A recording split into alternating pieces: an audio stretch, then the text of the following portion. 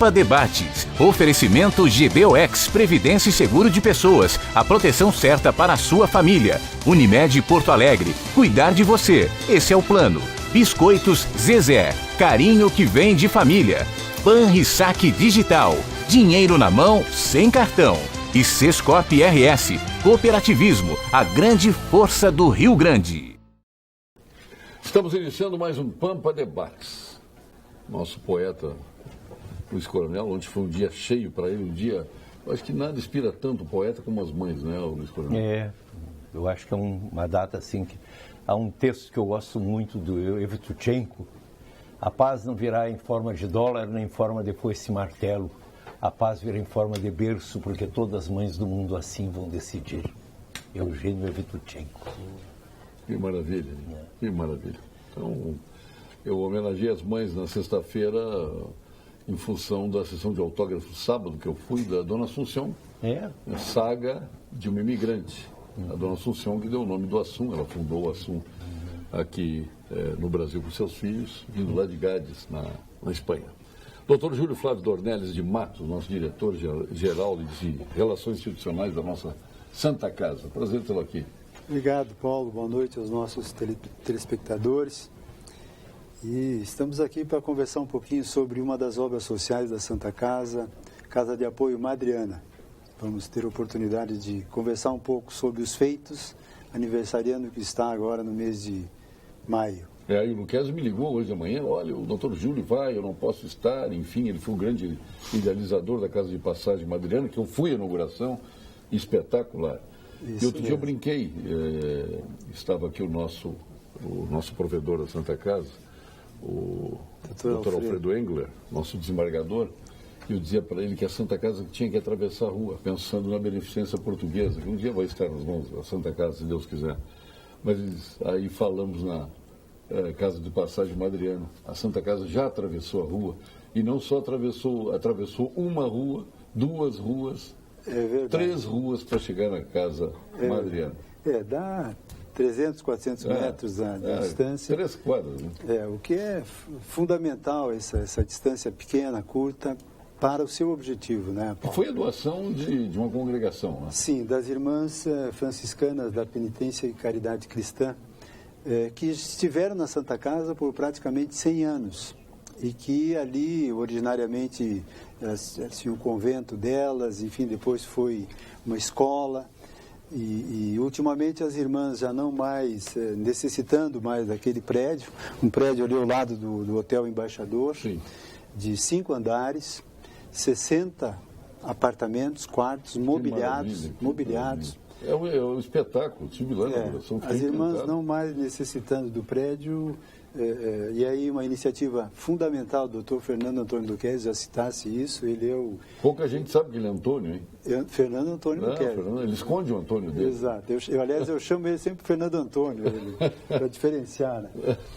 E ele, idealizador, uma pessoa extremamente importante para a Santa Casa, e não só idealizador, como a iniciativa, né? Junto com Porque quando Dom ele começou a falar na Casa de Passagem, não sabia nem onde ia ser, virou Casa de Apoio, que eu acho melhor que Casa de Passagem, né? Exatamente, porque realmente é um apoio a todo o processo assistencial que a Santa Casa desenvolve.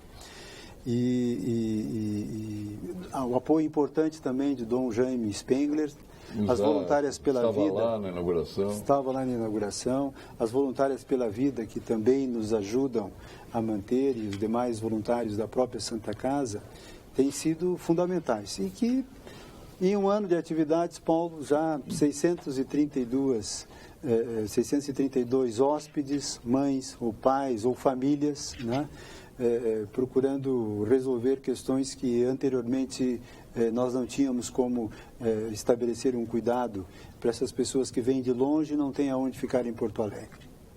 Que maravilha. Muito parabéns. isso. E parabéns pelo balanço da Santa Casa também, pelo relatório. Espetacular. Espetacular o seu trabalho.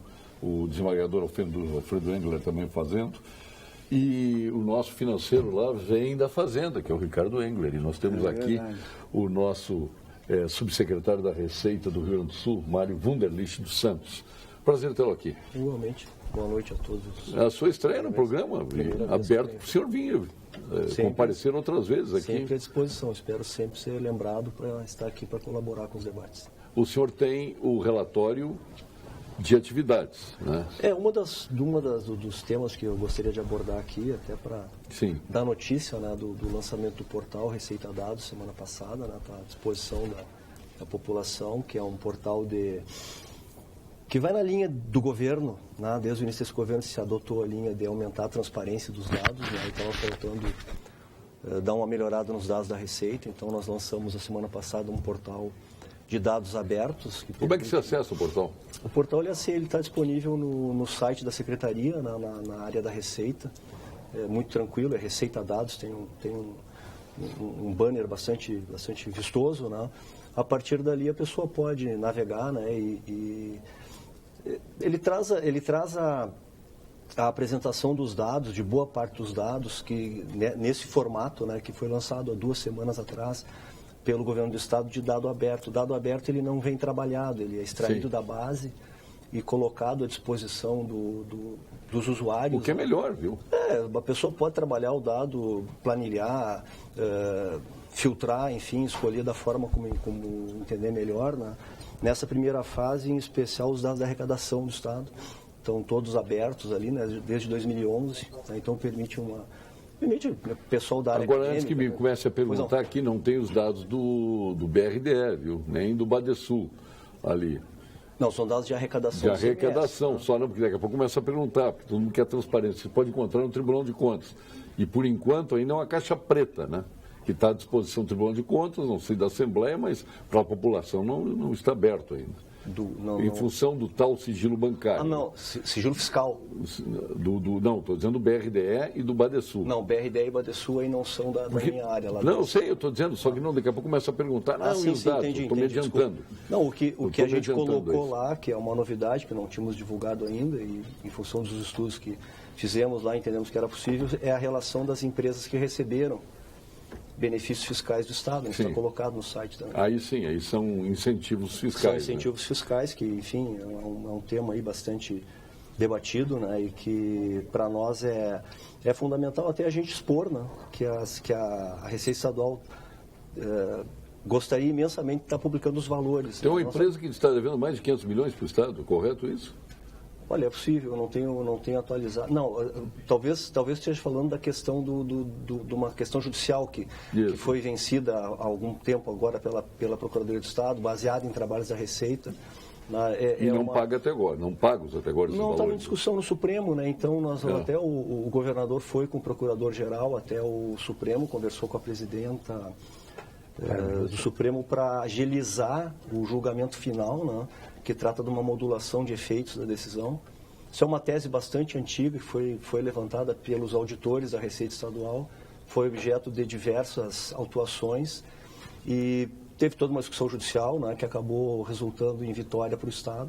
E está faltando essa decisão final aí, a respeito do passado do Supremo. Entra em uma questão constitucional. Ô, Paulo, antes vamos, pois não. Senão fica aqui o doutor Lênin, depois me deixasse por último. Era só sobre nosso procurador de justiça aqui, ele fica muito aborrecido e tal. Ele é brilhante, ele brilha sempre. É brilhante, é por ser brilhante que eu deixo ele por último sempre, né? Tudo bem, doutor Lênin?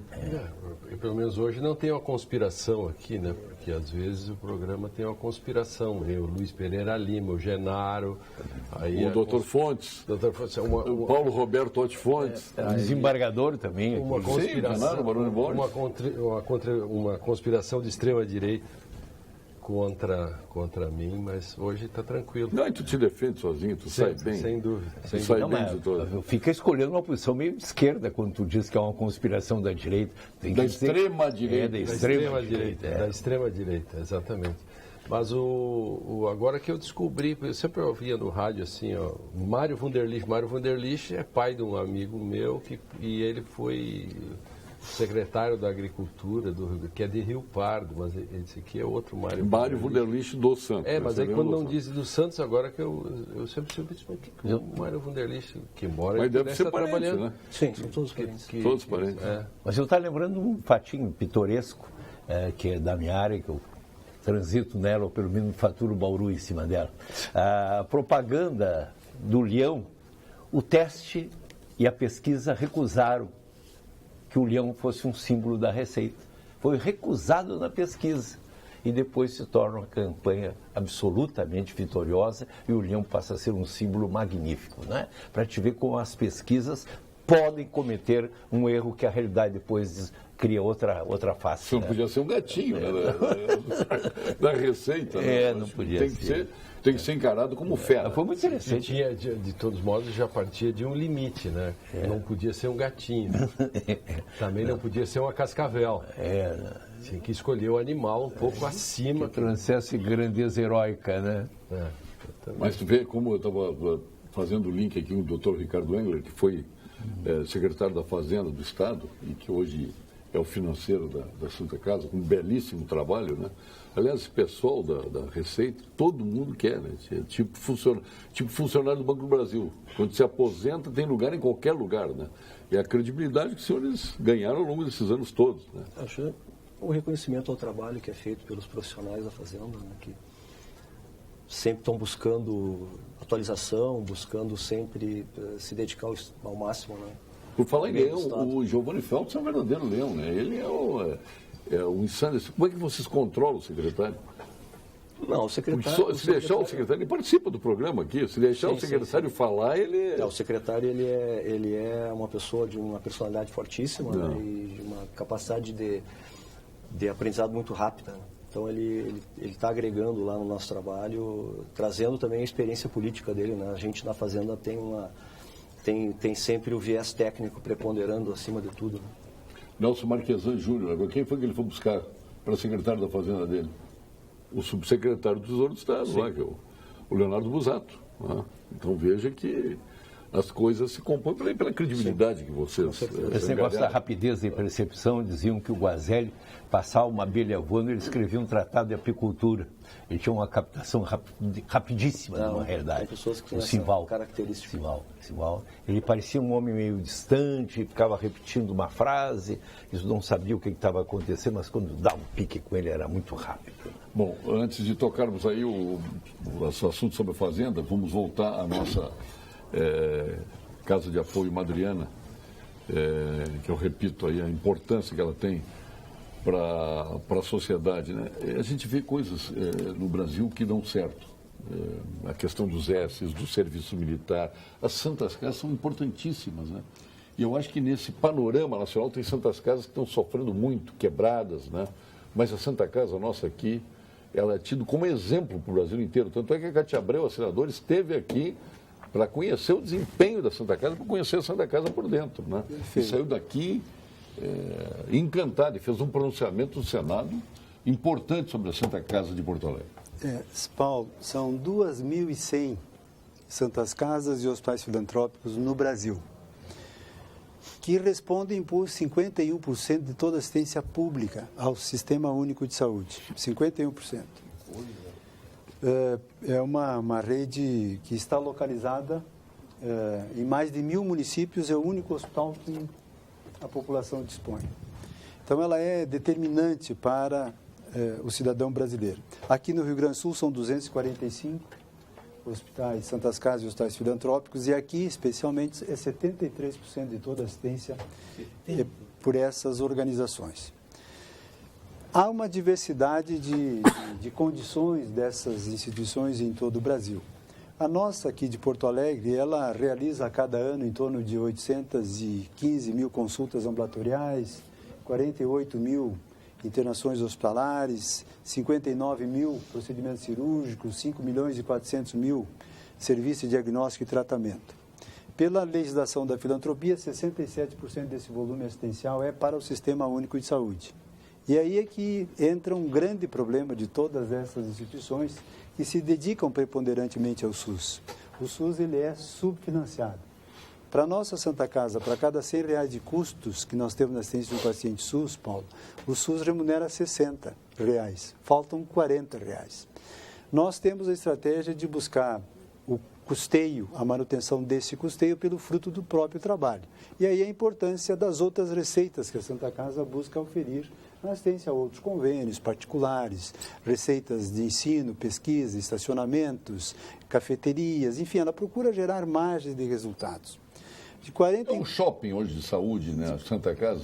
No complexo são quantos? 7 unidades assistenciais, 1.100 leitos ao todo. Que loucura. 2.000 médicos, Está falando o cara que eu fui na inauguração, eu estou sempre junto com a Santa Casa e fui visitar a Santa Casa lá atrás, no governo Jair, quando a Santa Casa era paupérrima, as janelas caídas, os colchões furados, cheiro de urina na enfermaria. Como é o número da enfermaria? Tem 29, 29, era uma tristeza. Olha, a Santa Casa hoje é primeiro mundo. É primeiro mundo. A Santa Casa hoje é exemplar, excelência médica. Sabe, Paulo, que de 40 em 40 reais que faltam, o ano passado a Santa Casa teve um prejuízo de 124 milhões de reais na assistência SUS, que ela viabilizou pelas margens de resultados nos outros serviços que ela presta. Ela pagou esses 124 milhões e teve um resultado positivo no operacional de mais 6 milhões de reais. Então ela fechou equilibrada com uma pequena margem de resultado. Aí é que entra aspectos fundamentais, Paulo, como a Casa Madriana.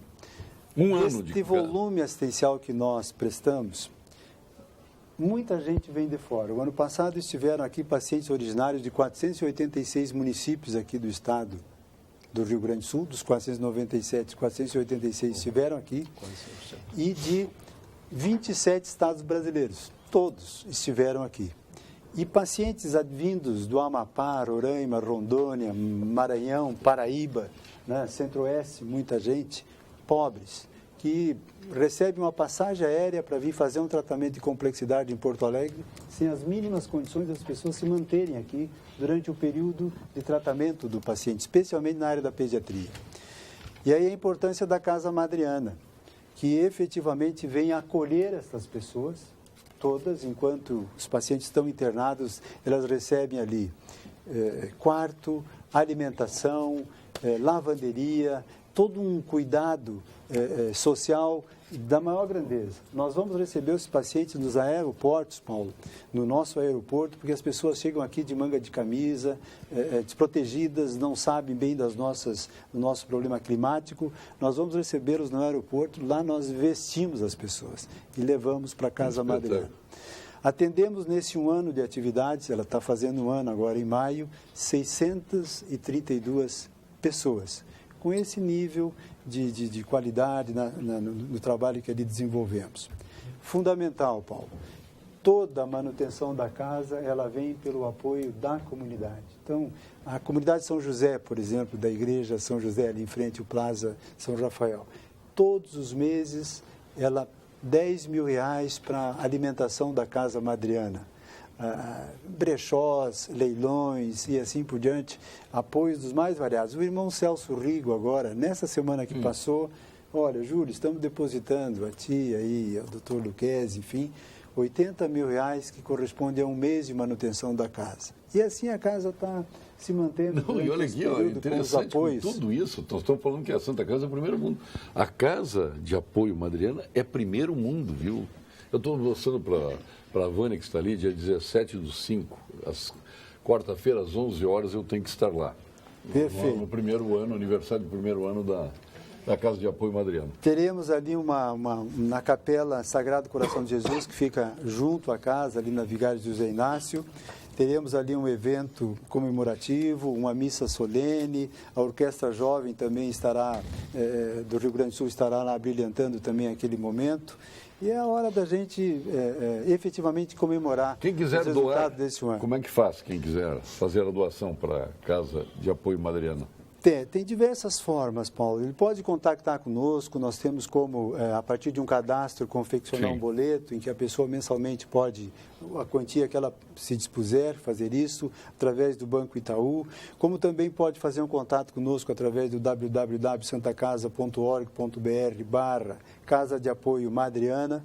Também por ali se encontra essas modalidades, como também através do nosso telefone, 3214-8978. São as modalidades que as pessoas podem nos ajudar. 3214-79. 3214-8978. Ô Paulo, essas inaugurações de Santa Casa, vinha o Dom Pedro II. Num trajeto dele, ele inaugurou, parece que a Santa Casa de Pelotas e foi inaugurar a Santa Casa de Bagé. Perfeito. Viu só?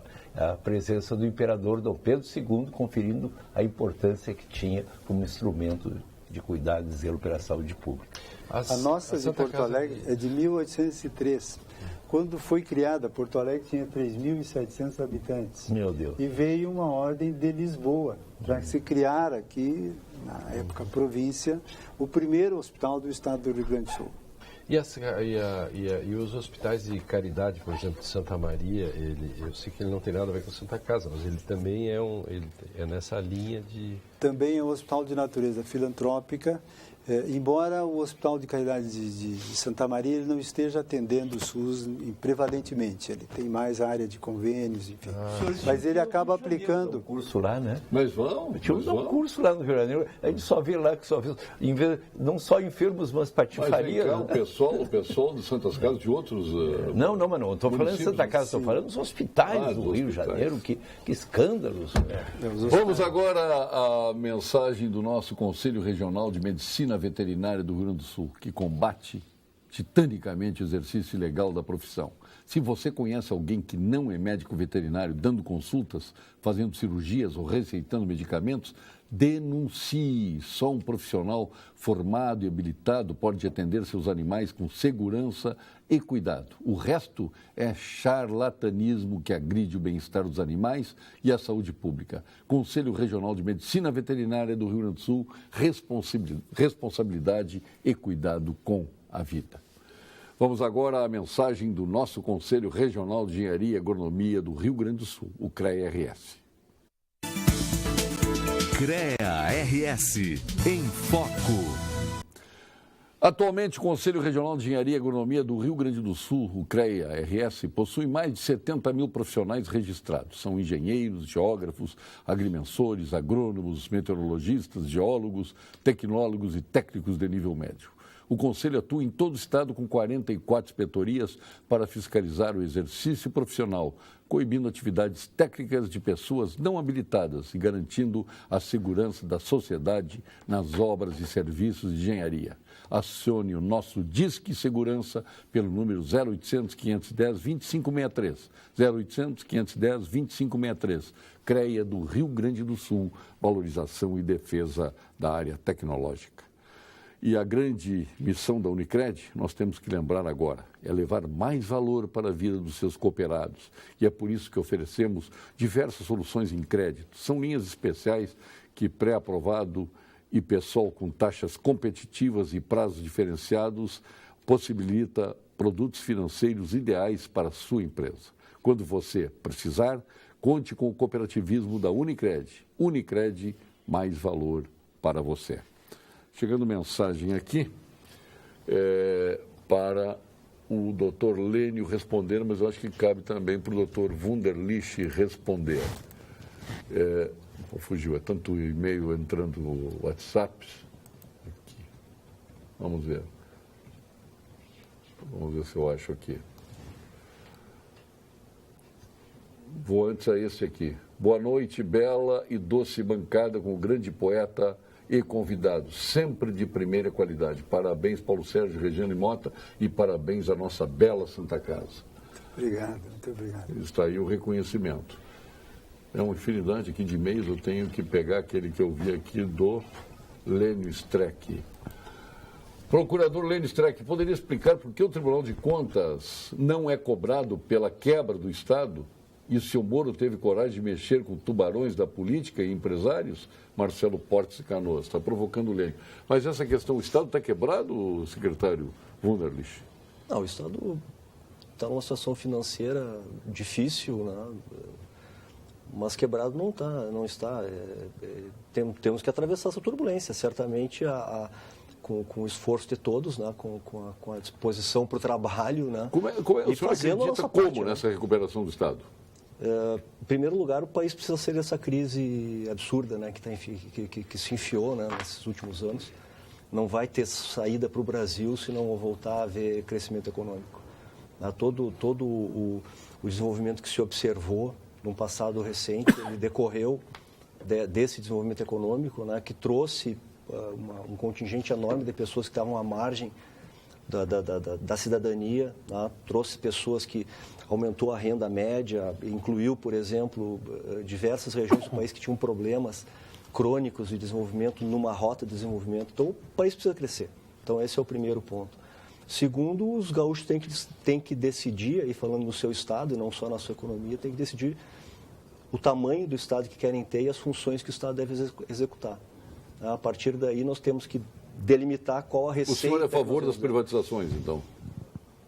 Esse é um assunto bastante complicado. Eu vou lhe dizer o seguinte, eu não... E vou contrariar o governo, eu não fui favorável, mas a gente tem todo a acabar com instituições de pesquisa. Da sua opinião, né? Eu acho que as instituições de pesquisa, num país como o nosso, na situação que se encontra, acabar com instituições de pesquisa, como o Cientec, por exemplo. Eu sou engenheiro civil de formação e aí é uma opinião diversa do governo, né?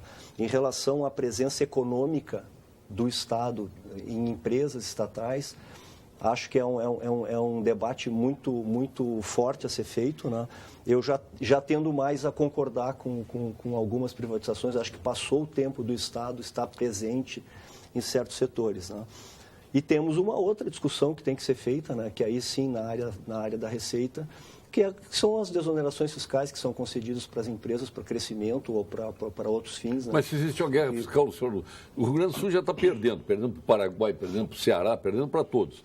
O senhor acha que se não tiver a guerra fiscal e o Rio Grande do Sul não entrar nela, nós teremos solução aqui? Não, nós estamos no Cone Sul do Brasil, sim. Nós estamos no...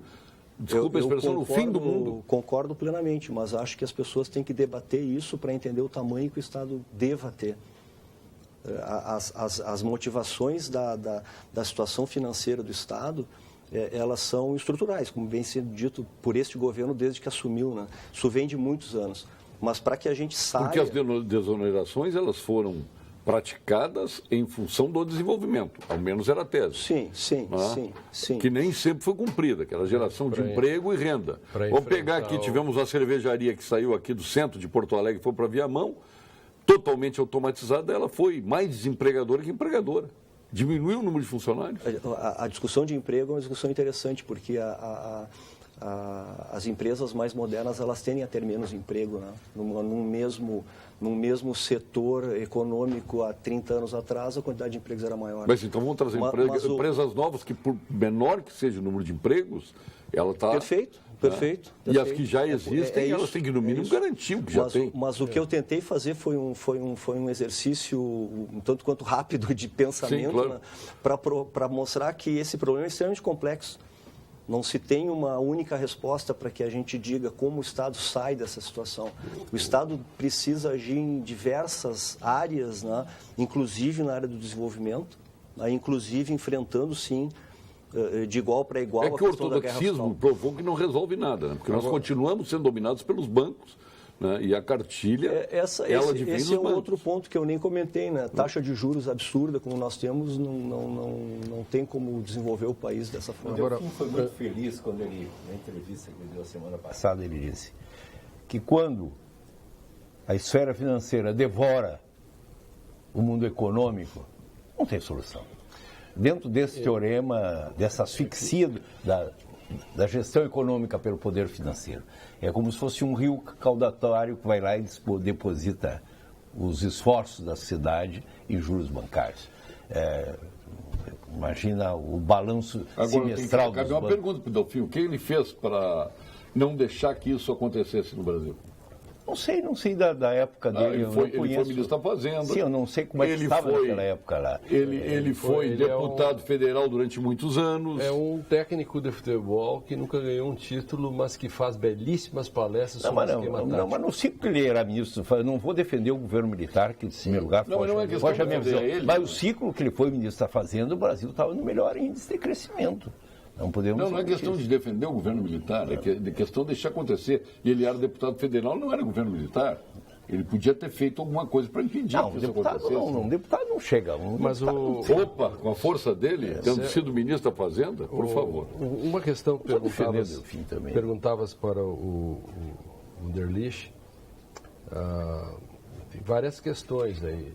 Uma delas é que eu espero que nos portais isso fique bem claro, afinal, quais são os índices de inadimplência e como é que a Fazenda lida com a Procuradoria do Estado, se eles andam irmanados ou se há algumas disputas ou como é que isso funciona, porque os procuradores se queixam dessa relação e também, isto é, está feita a dívida ativa, isso é remetido imediatamente, em que circunstâncias isso ocorre, qual é, quando se diz assim, o Estado tem X de créditos, quantos desse percentual é podre, quanto de fato dá para cobrar e também qual é a relação, digamos, com o próprio judiciário em termos de varas especializadas para que isso ande mais rápido. São todas questões que eu acho que são importantes que o governo tem que responder. E segundo, essa questão nacional... Tu fez de uma primeira questão, quantas questões tu fizeste? Não, e a segunda questão com relação à questão nacional. Eu lia hoje sobre isso em vários jornais e internet. Um analista me chamou a atenção para uma coisa muito importante, que é a falta da reforma política. O Derli dizia, precisamos superar a crise econômica. Acho que antes, a crise brasileira, nós discutimos muito isso aqui, é uma crise política. E se você não tiver paz política e segurança na política, você não consegue superar a questão econômica. Sem reforma política, nós temos um problemão, porque em 2018 teremos a polarização. De um lado, você tem o PSDB, do outro lado, o PT. Se não houver uma crise política, fique esperando que uma reforma política, fique esperando que esse duelo vai continuar e essa crise política não perpetua e não consegue resolver a crise econômica. Portugal e Espanha, agora, depois de 2008, tiveram seríssimos problemas econômicos. Portugal avançou porque tinha estabilidade política, um regime. Espanha ficou sem governo por um período, ficou na transição. Portugal conseguiu fazer um governo virando por um voto, mesmo que quem ganhou não levou. E alguém diria, mas depois como? do Sócrates, sim. Portugal se alavancou. Sim, mas depois do caos do Sócrates. Imagina o seguinte, os conservadores ganharam a eleição folgadamente, mas os socialistas, somando os comunistas, mais o Partido dos Animais, fizeram um voto a mais. Um a mais botaram o primeiro-ministro. Estabilidade política. E aí a economia vai. Essa é uma questão importante. Vamos deixar o secretário responder, porque senão... Não, eu só queria dizer isso. O Brasil poderia estar vivendo tempos de otimismo, tempos heróicos, e dentro só aguçou suas contradições. Podemos estar vivendo um tempo de construção e otimismo. É lamentável verificar este quadro de desencontro nacional. Eu ontem estava ouvindo uma orquestra, senhor secretário, tocar e disse assim... Que bom que esses políticos fossem ouvir uma orquestra tocar, porque enquanto não se harmonizarem os instrumentos, o que nós temos é ruído, não temos sinfonia. Mas estava harmonizado na corrupção. E bem harmonizado. Eu digo primeiro que eu partilho da esmagadora maioria das opiniões que foram dadas aqui pela mesa, né? A questão do nosso relacionamento com a Procuradoria, ele não é um relacionamento perfeito, como acontece, né, entre instituições que têm alguns objetivos em comuns, mas, enfim, nós temos procurado sempre estreitar o trabalho com a Procuradoria e essa decisão judicial que nós falamos antes da questão dos créditos da cesta básica é a prova disso. Foi um trabalho iniciado na Receita Estadual, foram feitas diversas autuações, foram feitas reuniões com a Procuradoria, isso não se resolve de um dia para o outro. O Torlênio conhece melhor do que qualquer um de nós o tempo que leva para se tirar qualquer decisão definitiva no judiciário brasileiro. E ao longo de todo um período de décadas, né, foram feitos trabalhos conjuntos, foram feitas minutas técnicas dentro da Secretaria da Fazenda, foram dados subsídios aos procuradores. Eu já fui várias vezes ao Supremo conversar junto com a Procuradoria do Estado sobre causas que dizem respeito ao Estado do Rio Grande do Sul. Então, existe sim um trabalho conjunto.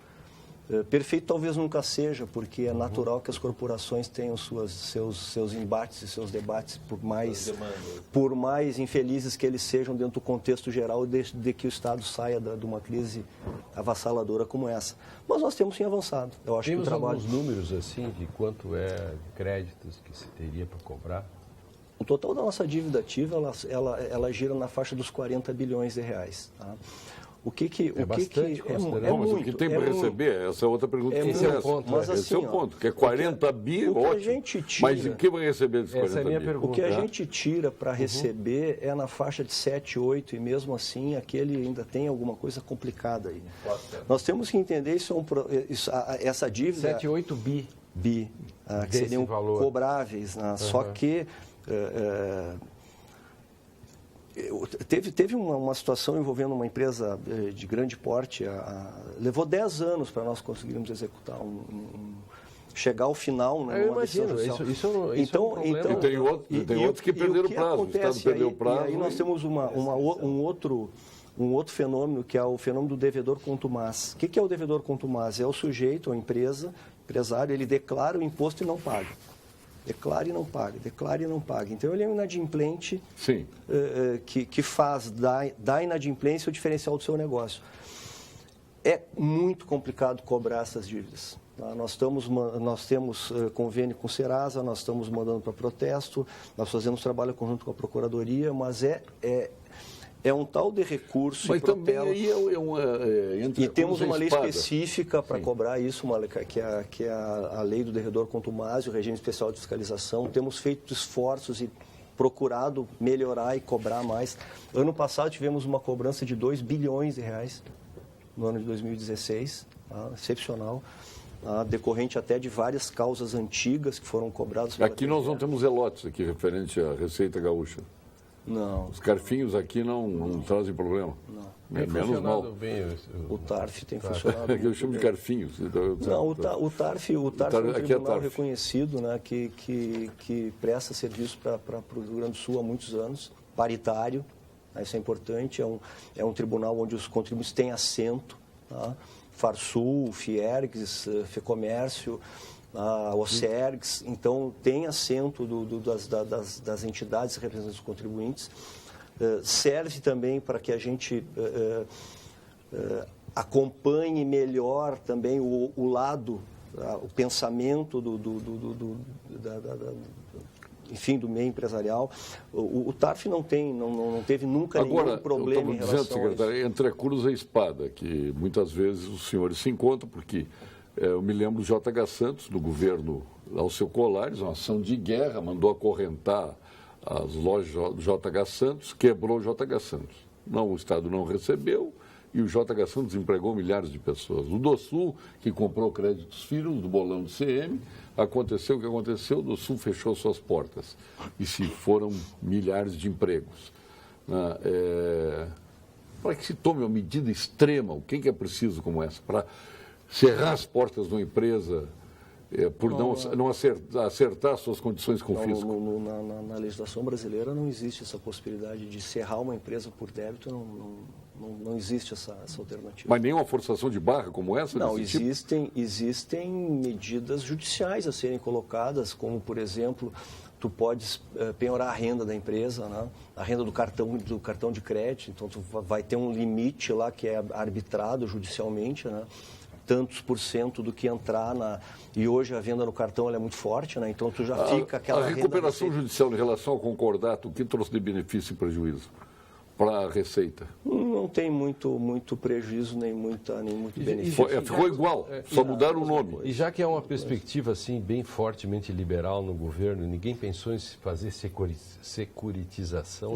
Já foi examinado, mas A minha pergunta não é irônica, é séria. Já foi... Sim, claro. A questão por exemplo, já houve consultorias de bancos, né, que foram oferecer para comprar a dívida ativa. Para explicar para o telespectador o que é securitização. Não, o que acontece? Eu tenho lá apelando um pouquinho para o sentimento dos bagienses, lá o Rio Pardenses, que nem eu. Eu tenho lá uma vaca morta e tenho um bezerrinho de 2 anos. Eles não querem a vaca morta, eles querem levar o bezerrinho Hereford de 2 anos. Assim, né? Não querem o... Não. Ou para levar o conjunto da obra, eles querem... Eu estou aqui falando... Quantos por cento eles queriam né? pagar, mais ou menos? Nós vamos pensar assim, 500 milhões de reais para levar os 40 milhões. bi, dos quais 8 bi se cobra. É uma coisa nessa linha. E agora aqui no Papa Debate chegou o nosso momento. Mais ao natural. Viu, secretário, chegou o nosso momento, o momento do engenheiro. Momento do Engenheiro. Oferecimento Senge, Sindicato dos Engenheiros. Nosso maior projeto é você.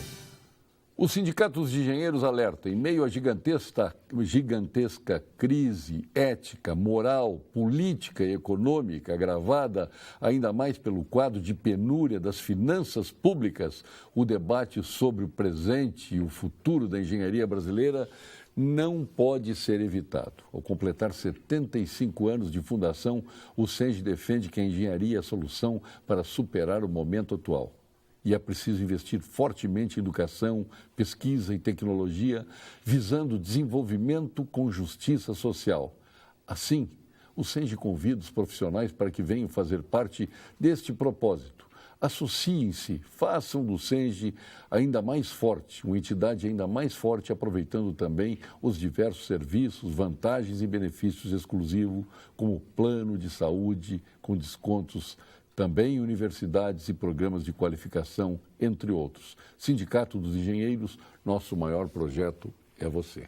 E vamos agora ao quadro de saúde com a doutora Daniela Cornélio, da equipe do doutor Gilberto Schwartzman, nosso PhD em Oncologia, titular do Clínicas, do Ernesto Ornelli, sócio fundador do Instituto Oncológico Kaplan, mais jovem membro da Academia Brasileira de Medicina e agora também presidente da nossa Bienal do Mercosul. Fale, doutora Daniela Cornélio. Boa noite. Eu sou a doutora Daniela Cornélio, médica mastologista do Instituto de Oncologia Kaplan, e hoje vamos falar um pouco sobre o risco familiar para o câncer de mama. Se você tem casos de câncer de mama na família, é muito importante fazer a avaliação do seu risco. O câncer de mama é o mais comum em mulheres no mundo todo e estima-se que até 10% deles ocorrem devido a fatores hereditários.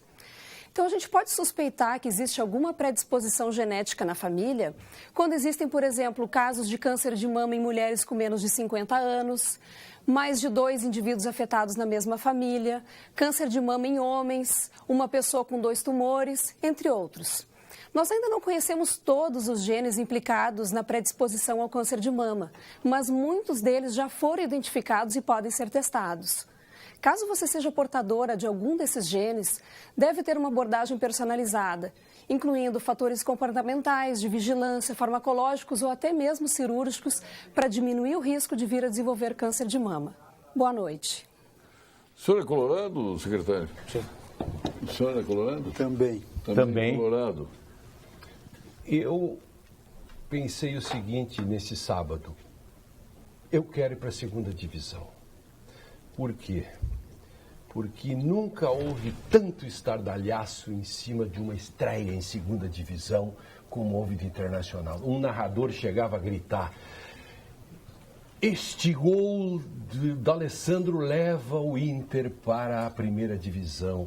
Eu fiquei pensando assim, mas que coisa impressionante, que dirá o dia que voltarem à primeira divisão, o que será feito? Tu tá temendo a ressurreição? A mesma coisa que fizeram com o Grêmio. Não fizeram a isso. Mesma não coisa fizeram que fizeram isso. com o Grêmio. Não fizeram. Paulo Sérgio, meus parabéns à TV Pampa pela excelente transmissão do jogo do Inter no sábado, com narração do Silvio Luiz, comentários do Chine e reportagem do Luiz Ceará. Agora só faltam 62 pontos para o Inter voltar para onde nunca deveria ter saído da Série A. E aí, não. Vamos confessar. É ruim assistir partida ruim, né? É uma partida ruim. Parece que a gente Mas eu escutei no rádio, não vi o jogo. E o Grêmio jogou muito futebol. Porque eu assisti as duas, eu acho. O Grêmio jogou uma bela partida. Pelo rádio eu escutei, achei que era a final da Copa do Mundo. A verdade é essa aqui, quando um time é ruim, a partida é ruim. Não é verdade, Paulo Sérgio? Tu que conhece muito mais futebol que eu. Não adianta o melhor time do mundo. Se for jogar com um time ruim, é uma partida ruim. Para que se assista uma partida boa, os dois times têm que jogar bem. Mas então, olha o futebol europeu. Mas aí, claro.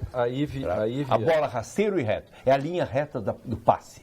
É isso que o futebol brasileiro tem que aprender. A imprensa vermelha isenta estava exultante no sábado. Eu só espero não precisar gravar DVD quando sair da segunda divisão. Bom, mas tem que ter uma batalha dos aflitos para gravar DVD. Espero não passar por uma batalha. Não precisa passar por isso. Para ser campeão de tudo tem que passar por isso também. Estava nos faltando esse título. É ótimo. Olha aqui, ó. Como esta turma do Mensalão, Eletrolão, Lava Jato e tantos outros conseguem desviar bilhões sem que a Receita não tenha conhecimento? Isso aqui já ele está trazendo para um assunto federal. Já tu, para receber um cheque de 100 pila no caixa, tem que apresentar documentos, assinar o verso do cheque, de forma que o funcionário do banco possa checar a sua assinatura. Edson Leiria, de Uruguaiana. O Edson tem razão, inclusive hoje, para você mandar qualquer dinheiro para outro, por exemplo, tem alguns bancos, se você não tem pré-cadastro, não consegue nem mandar de um caixa eletrônico para outro. Tudo é complicado. Agora, Isso é para ti. Gostaria de saber quais informações que o programa teria de fornecer aos seus telespectadores a respeito dos advogados que renunciam a direitos de seus clientes em benefício da empresa Oi. Consta, inclusive, que o advogado da Oi é assíduo do programa. O golpe envolve alguns milhões de reais. Maria Tereza Fernandes. A pergunta foi para o Paulo Sérgio. Não, para mim não entendo nada de direito. Não, foi. Pô, se fosse todas aquelas pessoas que estão aí indiciadas em alguma coisa e denunciadas que já passaram pelo programa, se tiver que pagar por isso, eu vou para a cadeia por eles. Bom, por só favor. para responder, nós só temos as informações que estão nos veículos de comunicação, na internet. É só colocar ali na internet. Outra informação nós não temos, porque nós não tivemos acesso aos dados. Eu não vi a petição ainda, não sei bem o que aconteceu. Eu só sei que houve uma cautelar em que foram sequestrados bens para garantir a ação que o Ministério Público entrou contra os advogados. E advogados, um deles, segundo a imprensa, é ex-embargador, outro ex-procurador, também advogados de outro município que chama Taquara. São os únicos dados objetivos que eu tenho. Vou tentar descobrir outros. Doutor Lênio. E fui, claro, né? É isso. Pronto. Tu nem pode falar, tu pode ser candidato a advogado de alguém. Doutor Lênio falou hoje num programa de rádio a seguinte frase: o ministro Gilmar Mendes foi hostilizado por aqueles que o admiravam. Sim. Só não falou que o mesmo Gilmar Mendes hoje é admirado por aqueles a quem hostilizava. Sim, mas eu disse Acho que foi esquecimento. Abraço a todos. Eu disse, eu vou repetir a frase aqui. Eu dizia assim: os mesmos que odiavam Gilmar Mendes, os mesmos que amavam Gilmar Mendes, agora lhe atiram tomates. É a mesma coisa, posso fazer o raciocínio invertido. O que eu queria dizer é que a opinião pública é assim: o ministro Supremo dá uma decisão que me agrada e eu digo, melhor ministro. Quando ele me dá uma decisão que desagrada, diz assim, sempre disse que esse cara não prestava. Lênio. Isso é apenas torcida. Lênio, não tem nada de direito. Atualmente, existem 3 ministros de voto previsto. Muito bem previsto. Tu sabes que as questões que entrarem e tiverem nexo partidário, tem 3 ministros de posição definida. E aqui eu quero dizer para ti, com toda a minha sinceridade, acho que há juízes que julgam por tendência partidária ou que foram advogados de réus deveriam ser despojados de suas galas, como eram os padres e os militares nos antigos processos, como foi Frei Caneca, levado ao pódio e lá tirado a sua batina, seu rosário e suas relíquias clericais. Eu acho que quando um juiz... Porque não, aqui eu volto à frase chavão, o juiz não deve ser, não apenas ser honesto, também tem que parecer honesto e isento. E este parecer isento não está triunfando. Não só o não juiz, está imparcial. Não é, Paulo Sérgio? Não está triunfando essa questão do também parecer isento. Ser isento e parecer imparcial deve ser também. Imparcial também deve ser o Ministério Público, porque eu, como cidadão, eu tenho que ser processado por alguém que, se ele tiver algo a meu favor, ele tem que levantar. E não simplesmente me comportar sem dúvida como parte. Concorda? Concordo. Secretário, concordo com tudo que agora você disse. Agora é sobre a Receita Federal de novo, né? Federalização do assunto aqui. Não, porque a Receita Federal identificou as movimentações financeiras monstruosas da corrupção. O Charles está perguntando. Ele está perguntando sobre a Receita Federal. Sim, mas agora, a questão da lavagem de dinheiro... Tem condições de verificar isso? De que maneira? A gente coloca lá no nosso trabalho, né, porque a Receita Estadual, e até nos falou aqui, acho importante ressaltar que a gente tem feito todo um investimento no combate à sonegação. Agora mesmo, recentemente foram nomeados novos auditores e na fase de treinamento nós lançamos 250 milhões de reais. Foi anunciado agora, semana passada, no encerramento do treinamento. E a lavagem de dinheiro é um dos caminhos que a sonegação trilha. Mas o que nós colocamos é que, da mesma forma que o fisco busca o sonegador também busca meios, né? E aí nós vamos ter lavagem de dinheiro não só para o sonegador. O doutor Lênio sabe que o tráfico de drogas, o contrabando, o descaminho, todas essas atividades ilegais, elas passam necessariamente pela lavagem, o bingo. E o doleiro é isso, né? Como é que se chegou na questão da Lava Jato? Com um grampo que pegou os doleiros operando com esses desvios de valores. Por coincidência, chegou a todo isso aí, né? Isso. Foi por um azar da história. Isso. Agora, por sorte da história. Por sorte. O azar no sentido de evento. E outra coisa que existe são transações comerciais, né? Onde existem subfaturamentos de exportações ou de importações, troca de dólares por transações que não ocorrem, mercadorias que não chegam no país, containers vazios ou cheios de areia que são pagos com dólares para fora do estado. Olha aqui, ó, Paulo Sérgio, quando tu voltou de Portugal, viestes impressionado devido ao momento positivo daquele país, que o Lênio lembrou aqui. É preciso também lembrar que houve uma austeridade rigorosa impostas pela União Europeia. E na época os portugueses se queixavam da chamada Troika, que não queriam privatizar, nem votaram em favor dos duodécimos aqui no Brasil. Não tem como sair do atoleiro. Ninguém vota em nada que enfrente os corporativistas. Mas os portugueses enfrentaram lá. Sim. O que o senhor acha disso? Aqui não tem condições. Os estamentos nunca vão deixar. É muito difícil isso. A sociedade é estamental porque acima das questões outras de diferenças sociais existem os estamentos que são... É a frase minha: brasileiro só faz reforma da casa de praia. Agora, é impressionante Paulo, é impressionante os efeitos disso, da má gestão pública, da corrupção. Pensando na área da saúde, por exemplo. Em 1980, a União era responsável por 75% de todos os investimentos em saúde no país. De lá para cá, ela foi criando políticas públicas, transferindo para os estados e para os municípios, e ela foi gradativamente reduzindo o financiamento da saúde. Hoje, a União responde com 45%. Uau! O Sistema Único de Saúde, para as Santas Casas, por exemplo, que disse lá no início do nosso programa, 51% responde pela assistência brasileira. As Santas Casas recebem do SUS 14 bilhões de reais ano em todo o Brasil e gastam 24 para atender o SUS, 24 bilhões. Tem um prejuízo de 10 bilhões por ano. O governo federal, que tem recursos diminutos para o setor, gasta mal o pouco que tem. Investe importantemente em hospitais públicos, falamos aqui do Rio de Janeiro anteriormente, e que cada hospital público custa 7 ou 8 vezes mais do que uma Santa Casa custa para o Sistema Único de Saúde. Isso é um problema de gestão direta ou de política do próprio governo que respinga na gestão? Os dois. E é políticas descontinuadas permanentemente. Então, os efeitos que sobrecaem sobre a população é muito grande. Hoje nós temos milhões de brasileiros hipertensos, diabéticos, obesos, mórbidos, que não conseguem mais acessar o Sistema Único de Saúde, pelo subfinanciamento que está posto.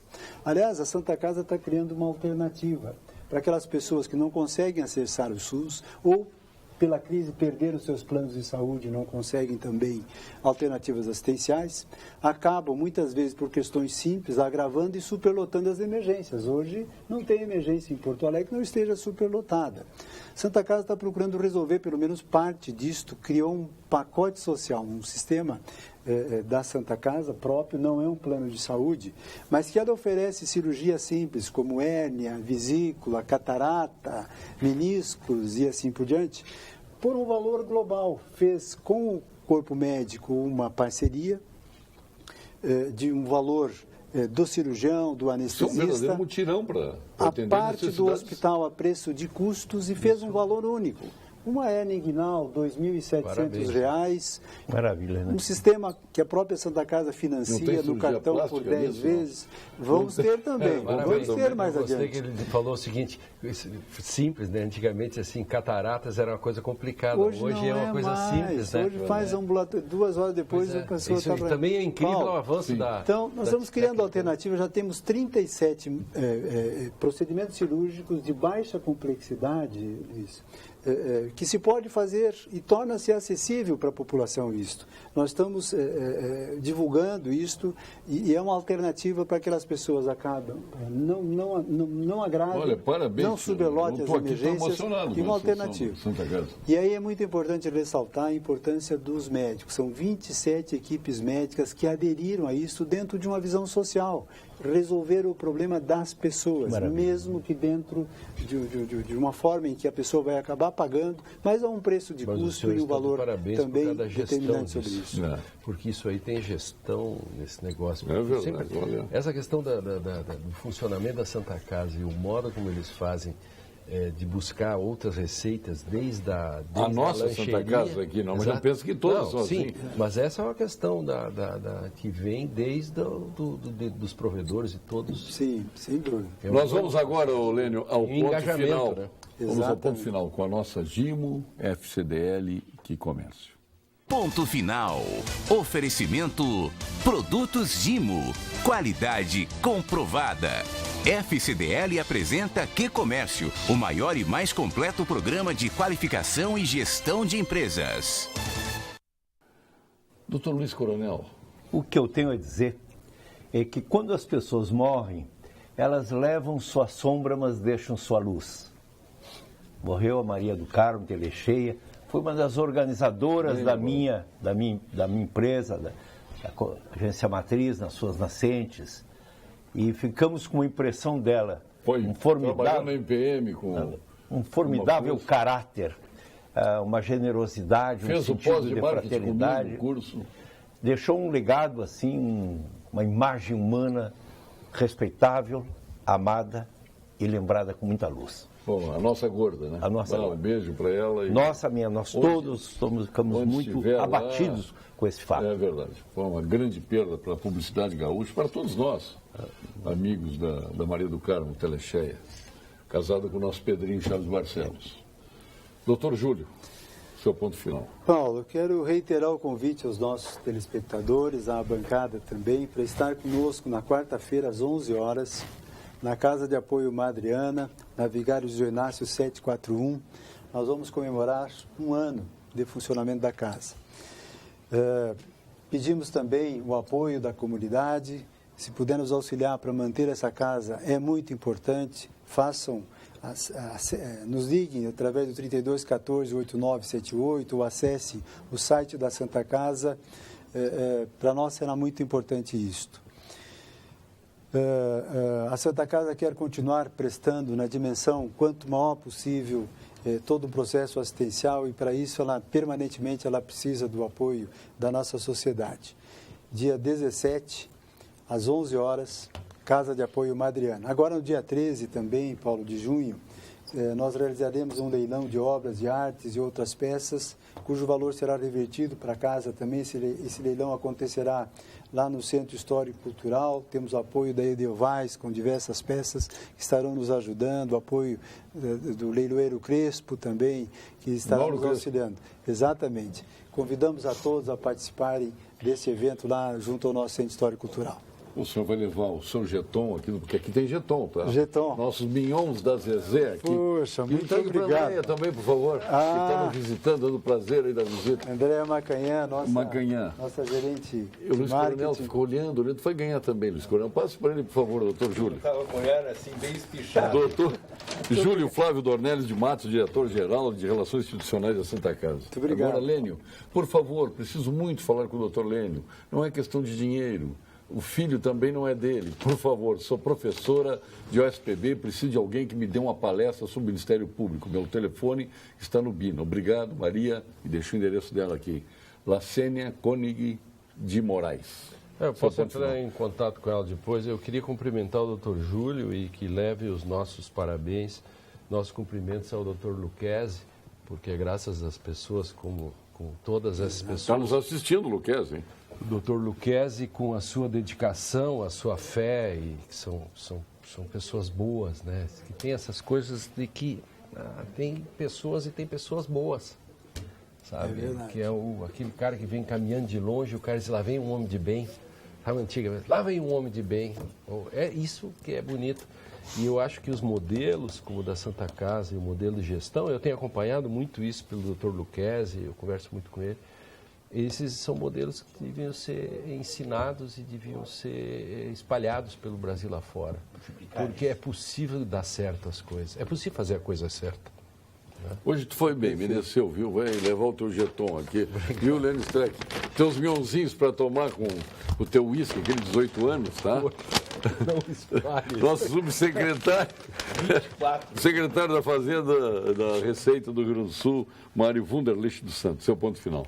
Bom, agradecer inicialmente o convite para estar aqui debatendo com os senhores, né? Também parabenizar a Santa Casa. Sempre que a gente escuta sobre a Santa Casa, fica emocionado, né, com a capacidade da instituição de se renovar e de estar sempre buscando fazer o melhor. Mário, agora dia 23, vamos receber o governador Sartori, secretário da Fazenda, secretário do Planejamento, secretário da Saúde, todos os coordenadores da consulta popular. Nós queremos fazer um agradecimento ao governo do Estado pela liberação do recurso, apesar da crise, mas o governo cumprindo honrosamente. Eu ia justamente colocar isso, que o Estado tem feito dentro dessa nossa crise financeira. Popular. Não, o repasse para os hospitais está sendo mantido e é importante em função até da continuidade dos trabalhos como são feitos pela Santa Casa. Em relação à Receita, né, lembrar do portal, então, Receita Dados, convidar os cidadãos do Estado a consultarem os dados que estão lá à disposição, o relatório de atividades da Receita, dando os números do ano passado como uma forma de prestação de contas daquilo que a gente faz, né, e ter sempre em mente a importância da união, né, a união de todos no Estado, para que a gente consiga sair dessa situação em que a gente se meteu, né, ao longo de várias décadas, né. Somente com a união de todos os atores do Estado do Rio Grande do Sul que nós vamos conseguir sair dessa crise. Isso que é uma loucura. Olha o parlamento. Quem era a favor das privatizações do passado, hoje é contra. Quem era contra, hoje é a favor. Acabava de dizer isso. Assim os ministros supremos também. Eu vi na televisão o Lula dando um depoimento. Hoje vivemos mais do que antes. Por isso é necessária a reforma da Previdência. E hoje se assiste uma mobilização contrária. Então, onde é que está o peso da frase? O espectador que me cobrou pode ter essa resposta igual. Quer dizer, o secretário Wunderlich aí, obrigado. Aqui tem jeton no programa, tá vendo? Quem hoje é uma beleza esse meu. É um excelente incenso, só deixa cinza. Agora, essa Operação Lava Jato, claro que não vai fazer inconstitucional, mas poderia extinguir todos os partidos, formar novos partidos, não precisava condenar ninguém, só bane da vida pública todo mundo que está denunciado. Tu te lembra quando a gente faz um acordo, pode fazer isso. Uma anistia, claro. Paulo, faz uma anistia, mas banidos da vida pública. Paulo, ontem eu comi um pão torrado e ficou cheio de farinha a minha mesa. Aí eu peguei aquela que se chama feiticeira, passei assim, saiu todo aqueles farelos. Eu digo, será que não dá para passar uma feiticeira no Congresso? Dá uma passada assim, tirar toda a poeira humana que tem lá. Tanta gente passando fome e tu botando fora. Pão torrado. O contrário, aproveitando o pão, fazendo pão torrado. Mas não, mas da economia. A feiticeira é para tirar a poeira do prato. Obrigado, Luiz Coronel, doutor Scrulli, obrigado Paulo. Luiz Pera Lima, doutor Wunderlich. Retornaremos amanhã com mais um Pampa Debates. Até lá.